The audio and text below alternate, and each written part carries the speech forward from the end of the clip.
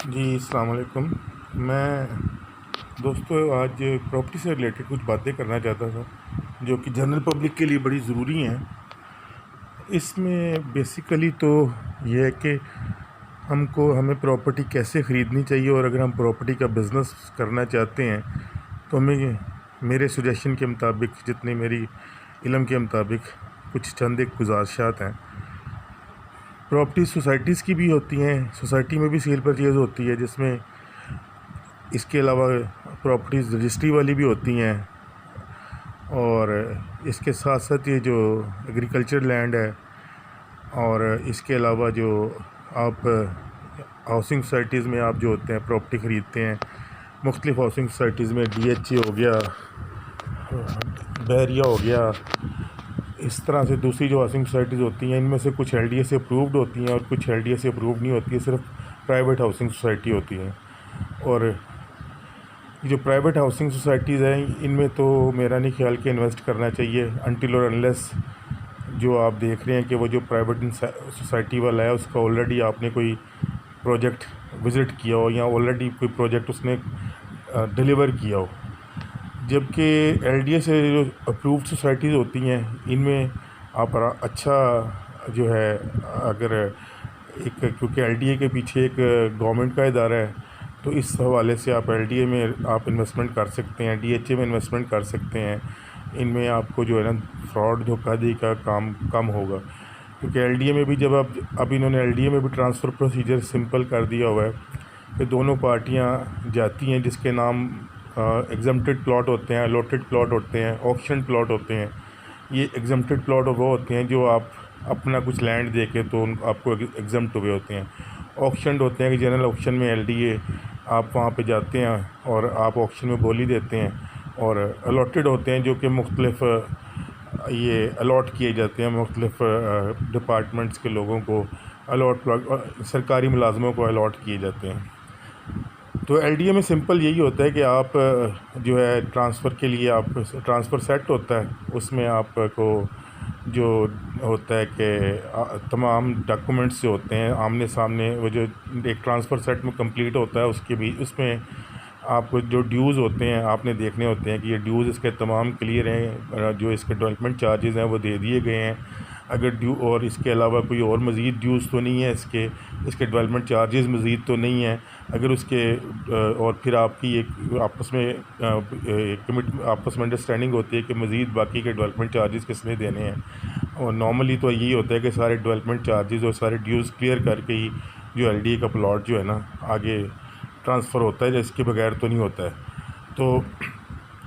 इसमें फिर जब वो सेट बन जाता है, दोनों को आमने सामने बिठाया जाता है, उसके बाद वो अंगूठे निशान होते हैं, सब कुछ, और आप उसके बाद ये आपके नाम हो जाता है। इसके बाद फिर जो है अगर इसमें जो है इन केस इसी तरह दूसरी सोसाइटीज़ जो हैं जो LDA से अप्रूव्ड सोसाइटीज़ हैं, कुछ सोसाइटीज़ जो छोटी होती हैं वो तो उनकी तो ट्रांसफ़र LDA में ही होती है, लेकिन जो अमूमन बड़ी सोसाइटीज़ होती हैं ना, इनकी ट्रांसफ़र जो है ये ख़ुद ले रहे होते हैं, इनकी ट्रांसफ़र फ़ीस ये ख़ुद ले रहे होते हैं। ये LDA से अप्रूव्ड होते हैं। बाज़ औक़ात ऐसा होता है कि इनका एक ब्लॉक अप्रूव्ड हुआ होता है, और ये उस एक ब्लॉक फॉर एग्ज़ाम्पल अगर 100 कनाल का एक ब्लॉक है, या 200 कनाल का है, या 500 कनाल का है, तो ये उस ब्लॉक के या उस फ़ेज़ के अलावा दूसरा फ़ेज़ भी जारी कर देते हैं जो कि LDA से अप्रूव्ड नहीं होता। तो ऑब्वियस सी बात है, जो LDA से अप्रूव्ड नहीं होगा जो फ़ेज़, या जो सोसाइटी जिसने LDA से अप्रूवल नहीं ली हुई, तो वो अपनी फ़ाइलें जो है ना, फॉर एग्ज़ाम्पल अगर उसने 1000 कनाल की फ़ाइल्स हैं तो वो 2000 फ़ाइलें भेज देंगे, क्योंकि उसमें तो LDA क्योंकि लॉ डेवलपमेंट अथॉरिटी जो है उसका चेक एंड बैलेंस तो होता कोई नहीं है। तो कम से कम ऐसा नहीं करना चाहिए कि आप इस तरह से जो है ना फ़ाइल्स के चक्करों में नहीं पड़ना चाहिए। जहाँ भी लें प्लॉट लें, और जो है जो बैलेटेड प्लॉट लें। बेशक थोड़ा सा आपको ये महंगा मिल जाएगा, लेकिन बैलेटेड प्लॉट लें, और वो प्लॉट लें जिसका पोजेसन अनकरीब आने वाला हो, और जिसमें जहाँ पे डेवलपमेंट वर्क्स स्टार्ट हो चुके हों। ये नहीं कि बैलेटिंग होगी अब और उसके कम से कम 4 से 5 माह भी लग जाते हैं, इसके 4 से 5 साल लग जाते हैं डेवलपमेंट होते हुए, और ये इसमें अगर तो आपने बिज़नेस करना है ना, तो आपको ऐसा प्लॉट लेना चाहिए जो कि जिस वक्त चाहें आप बेच सकें। और इस तरह के प्लॉट्स ना अमूमन जो होते हैं वो आप जो है उसकी लोकेशन वाइज आप देखते हैं किस लोकेशन में आपने लेना है प्लॉट। मतलब आप फेसिंग पार्क है, कॉर्नर है, बड़ी रोड पे है, छोटी रोड पे है, मतलब इसमें आपको कुछ एहतियात भी करनी होती हैं कि कोई ऐसी जगह पे प्लॉट मत लें जहाँ पे कि ऊपर से तारों का जो है ना बिजली के वो हाई टेंशन वायर गुजरी होती हैं। ऐसी जगह पे प्लॉट मत लें, या ऐसी जगह पे प्लॉट मत लें जिसके साथ कब्रिस्तान हो, या ऐसी जगह पे प्लॉट मत लें जो कि डेड एंड हो, या जिसके साथ कोई वापडा का जो है जो इन्होंने वापडा का ग्रिड स्टेशन हो। और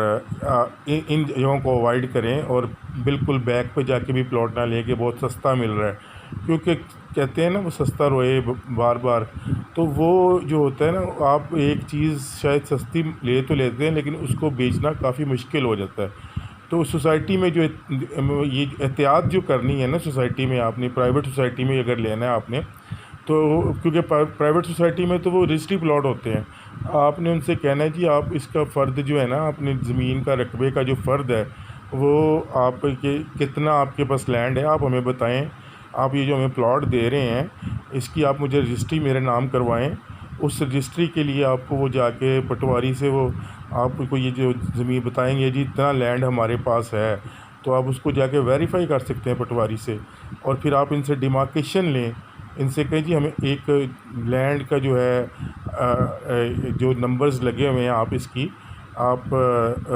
जो ऑन ग्राउंड लैंड है या आप इसकी डिमार्केशन इनसे ले सकते हैं कि आप बताएं जी ये आप बता रहे हैं कि 100 कनाल जगह या 200 कनाल जगह जिसमें आपने सोसाइटी काटी हुई है,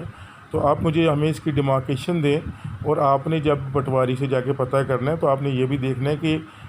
क्योंकि आजकल जो फ़र्द होता है वो सिर्फ़ खाते में जारी होता है, उसमें आपने फिर अक्स सजरा और खसरा गर्दौरी ये भी आपने उनसे कहना है कि हमें प्रोवाइड करें। अक्स सजरा होता है कि आपको बता देते हैं कि ये किस उस खाते में ये प्लॉट किस खसरे में वाक़ है और इसकी डायमेंशंस क्या हैं, इसके मशरिक़ मगरिब शुमाल जनूब में क्या है। साथ जो है इसके अलावा मैंने आपको बताया अक्स सजरा इसका साथ आपने लेना है, और प्लस आपने इसका जो है खसरा गर्दौरी में खसरा नंबर लिखा होता है, और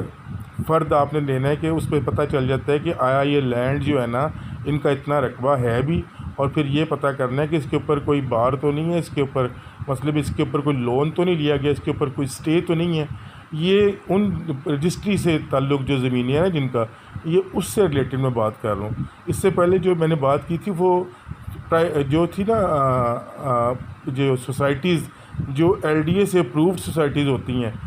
या जो वो तो आपको ट्रांसफ़र देती हैं क्योंकि वो उन्होंने लैंड ख़रीदा होता है, और लैंड जो है ना उसके बाद वो जो है ना उसकी ट्रांसफ़र देती हैं आपको। वो जो LDA से अप्रूव्ड सोसाइटीज़ होती हैं उसको आपको उसमें, जबकि प्राइवेट जो है लैंड जब आप लेते हैं या ऐसी प्राइवेट सोसाइटी से आप लैंड लेते हैं कि जो LDA से अप्रूव नहीं है, तो उसमें फिर ये सब एहतियात करनी पड़ती हैं। जबकि DHA में तो सिंपल उसमें भी सिंपल ट्रांसफ़र है, और इसके अलावा जो है DHA में आप जाते हैं और आप जो है NDC अप्लाई करते हैं, नो डिमांड सर्टिफिकेट। जो ख़रीदार होता है उसको वो बेचने वाले से के साथ जब उसकी होती है मुलाकात, तो वो पहले उससे कहता है जी आपने कहना होता है कि जी आप मुझे इसका नो डिमांड सर्टिफिकेट लेके दें। वो फिर अब वो अप्लाई करता है नो डिमांड सर्टिफिकेट, जिसमें सब DHA वगैरह बताते हैं जी अब इसके जो भी ड्यूज़ होते हैं वो उसको जनरेट करके देते हैं, और उसके बाद वो जो होता है जिसने बेचने वाला वो तमाम ड्यूज़ क्लियर करवाता है। उसके बाद फिर उसकी जो आप ट्रांसफ़र ऑफिसर के पास जाते हैं और वहाँ पे ये ट्रांसफ़र होता है। तो DHA में तो ऐसा कोई मतलब रिस्क नहीं है। ये जो असल रिस्क है ना वो प्राइवेट सोसाइटीज़ में होता है, जहाँ आप कोई ज़रूरी ज़मीन आप लेते हैं जब, तो उसमें भी ये आपने ज़रूर एहतियात करनी होती है कि आपने जब भी ज़रूरी ज़मीन लेनी है तो उसी खाते में से लेनी है, उसी खसरे में से उसका खसरा नंबर भी मेंशन करवाना है। क्योंकि आजकल ये रवायत ये होती है कि सिर्फ़ पूरे खाते का आपको बता देते हैं जिस खाते में इनकी इतनी मलकियत है, और खसरा मेंशन नहीं करते हैं। तो हमेशा आपने उसका खाता, खसरा गर्दौरी और अक्स सजरा, ये तीनों बड़े इंपॉर्टेंट डॉक्यूमेंट्स हैं। चाहे आप ज़रूरी ज़मीन लें जो कि रजिस्ट्री वाली है, या चाहे आप क्या कहते हैं रेजिडेंशियल लैंड लें जो कि रजिस्ट्री वाला है। रजिस्ट्री वाला ये वो है जो कॉरपोरेशन से, जिनकी रजिस्ट्री कॉरपोरेशन के थ्रू होती है। एक होती है ये ज़मीनें वो हैं जिनकी कॉरपोरेशन के थ्रू जो होता है, ये कॉरपोरेशन के अंडर आती हैं। अगर ये जो रजिस्ट्री वाला रकबा है, रजिस्ट्री वाला जो रेजिडेंशियल रकबा है ना, ये कॉरपोरेशन के अंडर आता है। इसी तरह आपने ज़रूरी रकबे का भी मैंने आपको बताया। जबकि इसके अलावा जो है, इसके बाद फिर आपने इसका रजिस्ट्री वाले रकबे का जब आपके नाम रजिस्ट्री हो जाती है, एग्रीमेंट टू सेल आप करते हैं, और उस एग्रीमेंट टू सेल में आपने उनको पूरा बताना होता है कि इसका मशरिक़ मगरिब शुमाल जनूब ये है। इसका अमूमन 1/3 या 1/5 बयाना किया जाता है, और बाकी पैसे जो है ना हम इसको बयाने के बाद देंगे। और कोशिश कीजिएगा कि डायरेक्ट मालिक से लें। ऐसा ना हो कि एक बंदे ने मालिक के साथ ऑलरेडी एक बयाना किया हो और उसमें उसने एक दफ़ा एक शिक लिखवा लेता है कि मैं आगे जिससे मर्ज़ी बयाना कर सकता हूँ। इवन अगर उसके साथ भी आप करते हैं तो उसको कहें कि आपने जो उसके साथ आपने जो एग्रीमेंट को सेल करना है वो असल मालिक के साथ करना है, ना कि उस शख्स के साथ जिसने मालिक के साथ आगे से बयाना किया हुआ है।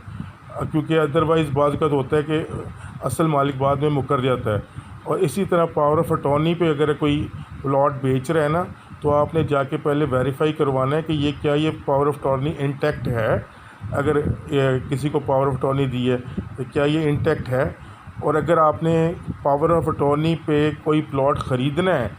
पावर ऑफ अटॉर्नी पे आपने कोई प्लॉट बेचना है, तो आपने पहले ये पता करवाना है।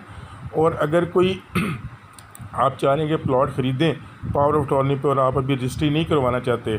तो फिर ये चाहे वो आप अपने, क्योंकि अगर आप बहन भाई या ब्लड रिलेशन से लेते हैं तो 1200 रुपये की अमूमन पावर ऑफ अटॉर्नी पे ना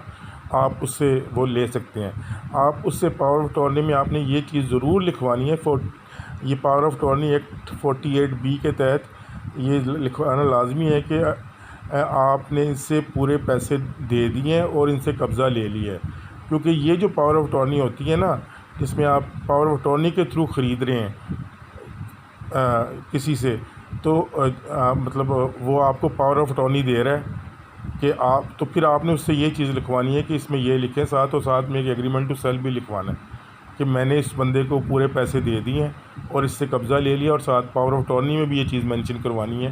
कि इस बंदे ने मुझे ये पावर ऑफ अटॉर्नी दी है और इस पावर अटॉर्नी के रूल से मैंने जो है ना इसको तमाम पैसे दे दिए और इससे कब्ज़ा ले लिया। ये इररिवोकेबल पावर ऑफ अटॉर्नी बन जाती है। इसका सबसे बड़ा फ़ायदा ये होता है। अदरवाइज़ जो है ना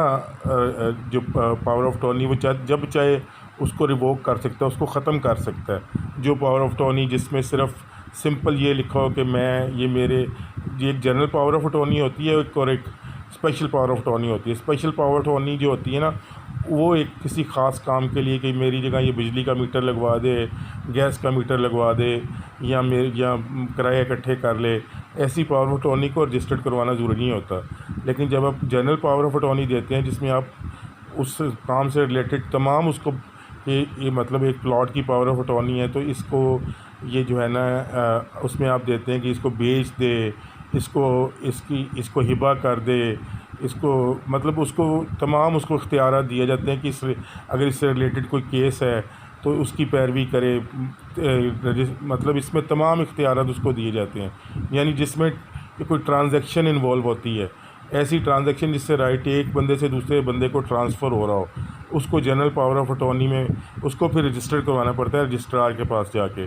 लेकिन ब्लड रिलेशन में ये रजिस्ट्रेशन फ़ीस बहुत कम होती है। लेकिन तीसरे बंदे से अगर आप लें, अगर किसी ब्लड रिलेशन के बगैर लें, तो फिर इसकी रजिस्ट्रेशन फ़ीस काफ़ी ज़्यादा होती है। तो इन चीज़ों की एहतियात करना बड़ा ज़रूरी है। और आपने इसके अलावा जो एक होते हैं, ये जो क्या कहते हैं कोऑपरेटिव सोसाइटीज़ होती हैं, उनके प्लॉट होते हैं। कोऑपरेटिव सोसाइटीज़ हो गए, जैसे जिस तरह से ये बाबगा टाउन कोऑपरेटिव हाउसिंग सोसाइटी है, ये जो है इसके अलावा जो है और इसके अलावा सोसाइटीज़ हैं, बेशुमार हाउसिंग सोसाइटीज़ हैं। ये जो है बाबगा टाउन के अलावा ये जी PCSIR कोऑपरेटिव हाउसिंग सोसाइटी है। इसी तरह ट्रस्ट होते हैं, जैसे आर्मी वेलफेयर ट्रस्ट है, इनमें होता ये है कि कोऑपरेटिव सोसाइटी में कि कुछ लोग जो होते हैं ना किसी मुख्तलिफ वो वेलफेयर के पर्पज़ से के रिलेटेड ना एक कोई ज़मीन लेते हैं और फिर वो जो है ना उसको एलडीए से अप्रूव पहले करवाया जाता है कि ये हमने मतलब आर्मी के लोगों की वेलफेयर के लिए लेना है, या किसी डिपार्टमेंट लोग के लोगों के जैसे वापडा के लोगों की डिपार्टमेंट के लिए वेलफेयर के लिए आप ज़मीन लेते हैं, या पीसीएसआईआर जैसे है पीसीएसआईआर वाले लोगों की वेलफेयर के लिए एक आप ज़मीन लैंड पीस ऑफ लैंड लेते हैं और उसके बाद फिर जो है ना आप उसको वो जो एलडीए से आप उसको मुकम्मल उसको जो है एलडीए से उसको अप्रूव करवाया जाता है और उसके बाद जो है ये जो इसको जो है ये जो कोऑपरेटिव डिपार्टमेंट से भी इसको अप्रूव करवाया जाता है। इसमें जो होता है जो भी इस कोऑपरेटिव हाउसिंग सोसाइटी में जो भी प्लॉट लेता है वो इस सोसाइटी का ही मतलब यही लोग जो है ना इसके ओनर भी होते हैं, मतलब तमाम सोसाइटी के इनके हर 3 साल बाद इलेक्शन होते हैं, ये अपना प्रेसिडेंट वाइस प्रेसिडेंट चुनते हैं और यही सोसाइटी की वेलफेयर के लिए काम करते हैं, यही देखते हैं कि हमने इस सोसाइटी को जो है जब फंड्स कैसे जनरेट करने हैं, हमने इस सोसाइटी में जो है कैसी डेवलपमेंट वर्क कैसे करना है, कहाँ हमने हमने पार्क है यानी पार्क से अगर हमने कोई रेवेन्यू जनरेट करना है तो कैसे करना है, कमर्शियल से अगर कोई रेवेन्यू जनरेट करना है तो कैसे करना है। तो ये बेसिकली ये सोसाइटी के यानी इनकी जो वर्किंग बॉडी होती है ना हर 3 साल बाद ये सोसाइटी को सारा का सारा रन करती है। जबकि एलडीए से रिलेटेड जो एलडीए अप्रूव्ड सोसाइटीज़ होती हैं, जिसको एक होता है जो एलडीए ने खुद बनाई हुई है, जिसने जो जैसे ये जौहर टाउन है एलडीए सिटी है, इसकी मेंटेनेंस भी एलडीए खुद करता है। जबकि दूसरी जो सोसाइटीज़ हैं जो एलडीए से अप्रूव्ड सोसाइटीज़ होती हैं जो कि प्राइवेट लोगों ने बनाई होती हैं, उसकी मेंटेनेंस जो होती है वो खुद करते हैं, जिनकी जैसे जैतून सिटी है, जैसे बहरिया है, ये लोग जो बड़ी सोसाइटीज़ जो एलडीए से अप्रूव्ड होती हैं ये अपनी जितने भी मेंटेनेंस होती है खुद करते हैं। ये सबसे मेंटेनेंस चार्जेस लेते हैं, मतलब मुख्तलिफ़ तरीके से ये जो है ना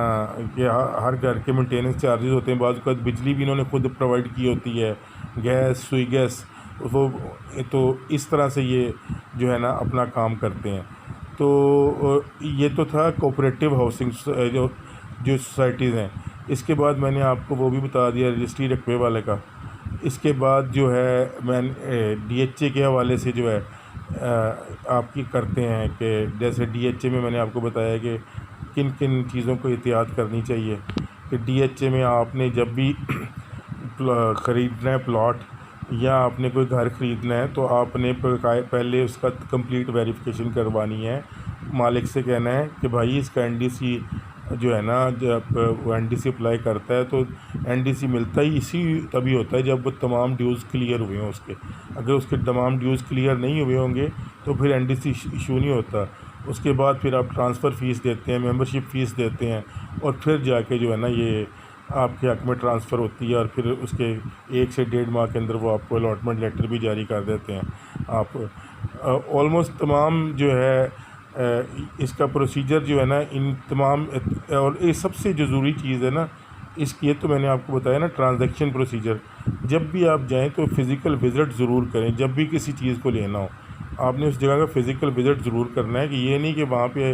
आपको कोई वैसे आपने सिर्फ ऑनलाइन या आपने वीडियो पे या आपने तस्वीर देख के आपने चीज़ को नहीं ख़रीदना है कभी भी, क्योंकि बेशुमार प्रॉब्लम्स आ जाती हैं कि आप वहाँ पे जाते हैं, वहाँ को ऑलरेडी कोई बड्डे वाला किसी ने कब्ज़ा किया होता है या वो जो है वो वहाँ पे जिस जगह पे आप जाते हैं वो उसके मतलब उसके इर्द गिर्द सराउंडिंग में मतलब कोई नाला निकला हुआ है या कोई बरसाती नाला निकला हुआ है तो वो बाद में फिर इंसान के लिए बेशुमार प्रॉब्लम्स आ जाती हैं। तो उम्मीद है कि ये और इन्हीं चीज़ों से जो है ना आप काफ़ी लर्न करते हैं। आप प्रॉपर्टी के बिज़नेस में अगर आप आते हैं ना तो आपको 50 लाख से अगर 1 करोड़ रुपया भी हो ना तो आप छोटे छोटे प्लॉट लें 5-5 मरले के, चाहे जिस भी हाउसिंग सोसाइटी में लें। लेकिन ये जो मैंने आपको बताए हैं ना जो मेजर्स अडॉप्ट करने हैं आपने, प्रिवेंटिव मेजर्स ये ज़रूर अडॉप्ट करने हैं कि इन केस के रजिस्ट्री वाला अगर प्लॉट है तो मैंने जैसे आपको बताया कि उसका खसरा नंबर मेंशन है, उसका खसरा गर्दोरी लेनी है, उसका फ़र्द की कॉपी लेनी है, जाके वेरीफाई करवाना है उससे। वो जो आपको ना आपको बताएगा ना, जो भी वो फ़र्द रिकॉर्ड देगा, आपने उसको वेरीफाई करवाना है कि हाँ जी इसका इस रकबा है। फिर आपने उससे कहना है जी एक्स शजरा के मौके की डायमेंशंस दें आप सारी, ये सब बहुत ज़रूरी है। और इसके बाद फिर आपने इसका इंतकाल विरासत करवाना है। वो जो आम तौर पे तो ये होता है कि जब रजिस्ट्री होती है तो खुद ही एक कॉपी भेज दी जाती है इंतकाल के लिए, लेकिन क्योंकि यहाँ पे आपको पता है जैसा, तो यहाँ पे आपको खुद करवाना पड़ता है जाके पटवारी के पास, तो फिर आप सेफ़ होते हैं। अगर आप रजिस्ट्री के बाद इंतकाल विरासत नहीं करवाते हैं, इंतकाल नहीं करवाते हैं, इंतकाल नहीं करवाते हैं अपने नाम, तो बाज़ का ऐसा होता है कि जिस बंदे ने आपको बेचा होता है वो पटवारी से मिलकर दोबारा उसे बेच देता है। तो इंतकाल कराना बड़ा ज़रूरी है। ये इसका प्रॉपर्टी के में ये प्रॉपर्टी से रिलेटेड जो है ना, अब आपने अगर किचन चलाना है तो आप 6 माह शॉर्ट टर्म इन्वेस्टमेंट, 12 माह साल 2 साल लॉन्ग टर्म इन्वेस्टमेंट है। आपने जो आपने 6 माह का किचन का ख़र्चा पहले निकाल लेना है, और आपने देखना है कि 6 माह में आपको 15 to 20% आपको उस जगह पे इन्वेस्ट करना है, उस प्लॉट में इन्वेस्ट करना है, छोटे प्लॉट में जो कि जिस वक्त चाहे आपको बिक सके, और उस जगह पे करना है जिसका पोजेसन करीब हो। मतलब आपने प्लॉट में करना है, फाइल में आपने कोशिश करनी नहीं करना, ताकि और उस जगह करना है जिसका पोजेसन भी करीब हो और जिसके डेवलपमेंट वर्क शुरू हो चुके हों, या जिसका पोजेसन दे दिया गया हो और इनिशियली वहाँ पे 10 से 15% सिर्फ अभी काम, और मतलब जो है ना क्या कहते हैं इंफ्रास्ट्रक्चर खड़ा हो, यानी घर वगैरह बने हैं वहाँ पे। अगर पोजेसन दे के तो उसमें आपको काफ़ी बेनिफिट हो सकता है। अगर तो आप फ़ाइल लेते हैं तो फ़ाइल एक लॉन्ग टर्म का काम है, और फ़ाइल भी उन्हीं महकमों की सही होती है जो ऑथेंटिक महकमे, चाहे DHA की फ़ाइल ले लें कोई फ़र्क नहीं पड़ता है। DHA की आप अगर LDA की जैसे फ़ाइल है, हालांकि LDA एक लाहौर डेवलपमेंट अथॉरिटी की फ़ाइल्स हैं, लेकिन इसके बावजूद भी जो है ना मैं नहीं रिकमेंड करता है, क्योंकि पिछले दिनों आपको पता है जिस तरह LDA सिटी में हुआ था ये फ़ाइलें जो थी लोगों की कितने अरसे 10-10 साल से फ़ाइल